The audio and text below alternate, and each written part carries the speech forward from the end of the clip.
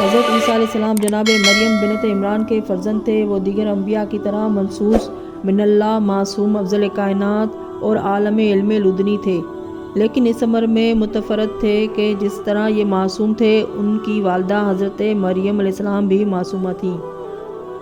حضرت عیسیٰ علیہ السلام ذریت ابراہیم علیہ السلام میں سے ہیں۔ یہ ظاہر ہے کہ نبی ہر حال میں نبی ہوتا ہے، وہ چاہے بطن مادر میں ہو یا آغوش مادر میں۔ حضرت عیسیٰ علیہ السلام جب پیدا ہوئے تو نبی تھے، جس کا قرآن مجید نے ذکر کیا ہے۔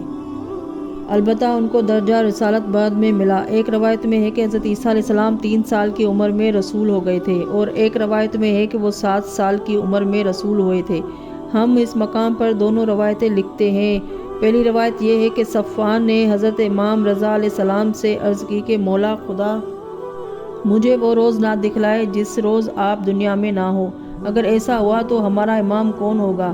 تو حضرت نے امام محمد تقی علیہ السلام کی طرف اشارہ کیا جو آپ کے پاس کھڑے تھے۔ صفوان نے کہا کہ مولا، یہ تو ابھی 3 سال کے ہیں۔ فرمایا کیا حرج ہے، عیسیٰ نے تو پیغمبری کی جبکہ وہ 3 سال کے تھے۔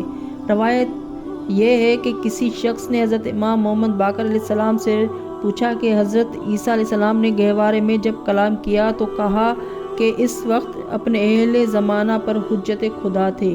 فرمایا ہاں، پیغمبر اور حجت خدا تھے، مگر رسول نہ تھے، یعنی تبلیغ پر مامور نہ تھے۔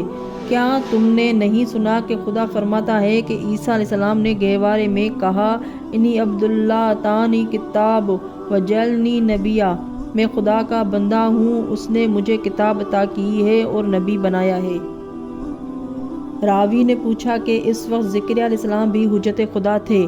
فرمایا کہ اس حال میں لوگوں کے لیے خدا کی ایک دلیل تھے، اور مریم کے لیے رحمت خدا تھے کہ لوگوں کی بدگمانی کے مقابلے میں حضرت مریم علیہ السلام کی پاک دامنی کی گواہی دی، اور پیغمبر حجت خدا تھے ان لوگوں پر جنہوں نے ان کے کلام کو اس وقت سنا، پھر وہ خاموش ہو گئے۔ اس کے بعد جب زکریا علیہ السلام خدا سے واصل ہو گئے تو ان کے قائم میں مقام حضرت یحییٰ علیہ السلام ہوئے، ان کو ان کی میراث اور حکمت حاصل ہوئی، جبکہ وہ لڑکے اور عمر میں بہت چھوٹے تھے۔ جب عیسیٰ علیہ السلام 7 برس کے ہوئے، پیغمبری رسالت کا آپ نے دعویٰ کیا، ان پر خدا کی وحی نازل ہوئی، تو حضرت عیسیٰ علیہ السلام جناب یحییٰ علیہ السلام اور تمام لوگوں پر حجت خدا ہوئے، اور آدم علیہ السلام کی پیدائش سے دنیا کے ختم ہونے تک زمین کبھی حجت خدا سے خالی نہیں رہی۔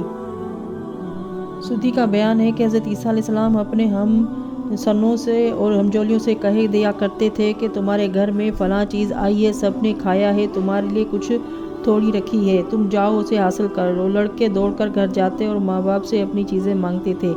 ان کے والدین نے ایک دن ان سے پوچھا کہ تمہیں کون بتاتا ہے کہ گھر میں کیا کھایا گیا ہے؟ وہ کہتے تھے کہ عیسیٰ ابن مریم ہم کو بتاتے ہیں کہ گھر میں کیا پکا ہے، گھر والے کیا کھا رہے ہیں اور کیا کھاتے ہیں۔ ان لوگوں نے کہا کہ یہ تو جادوگر ہے کہ ہر پوشیدہ چیز کو جانتے ہیں۔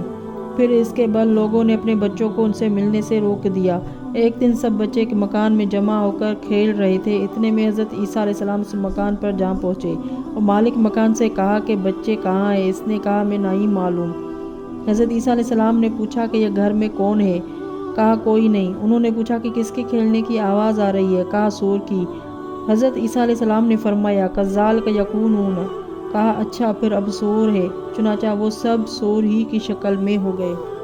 حضرت مریم و عیسیٰ حبیب نجار کے ہمراہ بیت المقدس سے بادشاہ وقت اردوس کے خوف سے ہجرت کر کے مصر چلے گئے تھے، اور خدا نے ان سے کہہ دیا تھا کہ جب تک اردوس زندہ ہے واپس نہ آنا، اور جب مر جائے تو وطن واپس آ جانا۔ وہب بن منبع کا کہنا ہے کہ جب حضرت عیسیٰ علیہ السلام کی پیدائش کو 12 سال گزر گئے اور مدت ہجرت بھی 12 سال ہو گئی تو خداوند عالم نے اردوس کو موت دے دی، اور حضرت مریم علیہ السلام کو مطلع کر دیا کہ وہ بادشاہ مر گیا ہے، لہٰذا تم اپنے وطن واپس آ جاؤ۔